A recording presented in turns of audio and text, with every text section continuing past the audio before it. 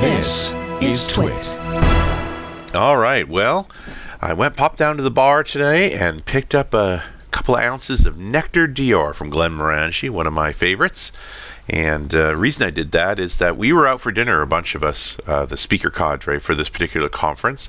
And at the end of the meal, when they asked me what I wanted for dessert, I said whiskey, which is hardly a surprise. That's a pretty normal thing for me. And when I looked at the list of whiskeys, they had several of the Glenmorangie versions. Now, we've talked about Glenmorangie before. I did it a few weeks ago talking about the Quintus Rubin, which is the port-aged version. The Nectar D'Or is a Sauterne version. So Glenmorangie is up in the far north of Scotland, normally considered a highland, although its style is much more like the Spey. It's actually up past Dalmore. There had been whiskey made there literally for hundreds of years.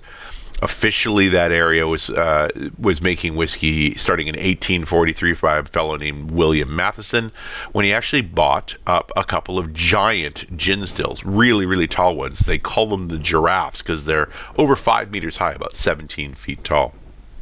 And it's important to note that in 1843, the coffee still had been invented about 10 years before. And so a lot of the gin producers were switching over to column stills, the coffee stills, because they were more efficient. And so these old style gin pot stills were cheap, easy to come by, and so Matheson grabbed a pair of them and made the Morangie distillery, although he would later rename the place Glenmorangie, meaning field of tranquility, if you squint close in Gaelic. So, good enough.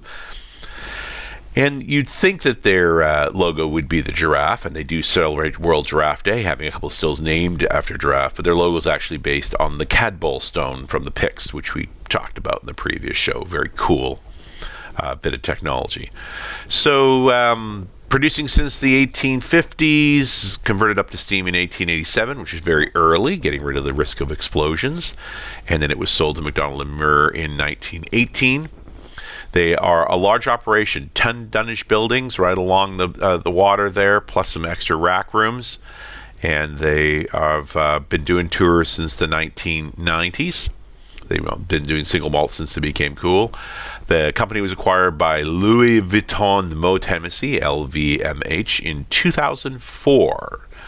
They age in bourbon casks. This particular style they call the core range really came about in the early 90s.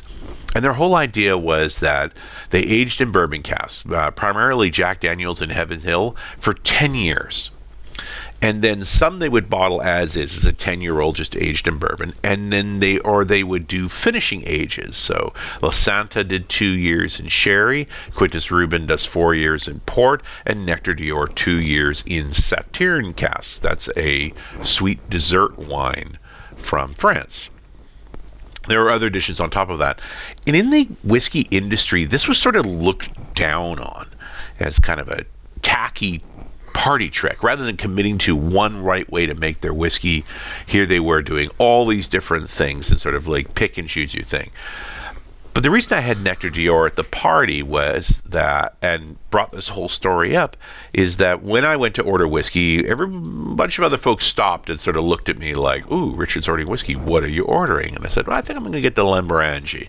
And I told this story about how they did all these things. And they actually happened to have both the original 10 and the Nectar D'Or on the list. So I got both. And so you're able to taste the 10-year and then taste the Nectar D'Or and see that those couple of extra years in the Sauterne casks really did something cool to them. So, this is a light whiskey. The wine casks really add a sort of fruitiness to it. Just what you'd hope, a little sweetness. It's cool. It's really nice drinking. Now, Nectar D'Or is relatively easy to come by. It's about $75 US from a place like Total Wine or Bevmo, 45% ABV. The Sauterne casks are a bit smaller, so the contact level is fairly short in that.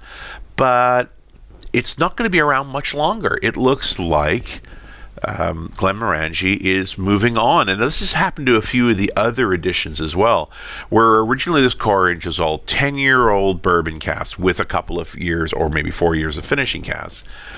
Today, when you go on the website, you'll find that Nectar D'Or isn't there anymore. It's now called The Nectar, and it's a 16-year.